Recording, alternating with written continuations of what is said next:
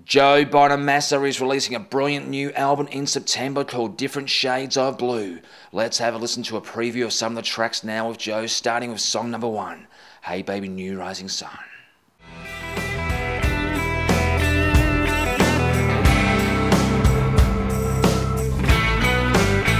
What hurts to learn? We recorded Hey Baby as the first song for the new album.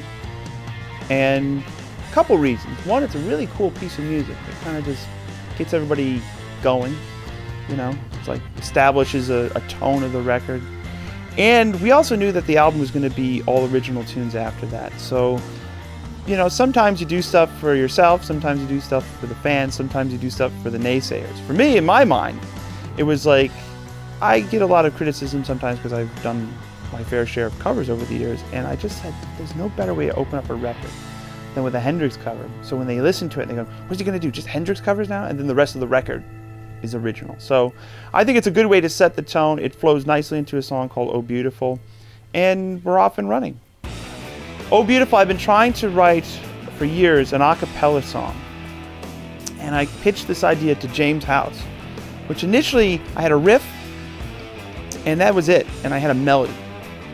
And he was kind of, didn't quite get what I wanted to do, and I was like, well, don't worry about the middle section, because we'll just go for another, 5 to 10 minutes on that. And we wrote these verses, and we wrote this riff, and basically came up with a middle section, which was kind of, it's got an extra bar in it, you hit this, and this long solo, which was cut completely live. There is not anything overdubbed on it. And it's one of those kind of tunes where, as a song, as far as structure 101, makes no sense. But when you put it all together, it actually makes sense, and it's probably one of my favorite tracks on the album. And it's been a superstar live. What was it like writing with Jonathan Cain, and what did he bring to your songs? Jonathan and I wrote probably the heaviest song of the record, called Never Give All Your Heart for Love. And kind of harkens back to Free or early Bad Company. And, everybody kind of comes in with something. It's like going to a dinner party. You bring a bottle of wine, or you bring a dessert, or an appetizer. You don't show up just going, hey, I don't have anything. What are we going to write today? So Jonathan had this kind of idea on the piano, and it just kind of went from there. He's a really, really great writer.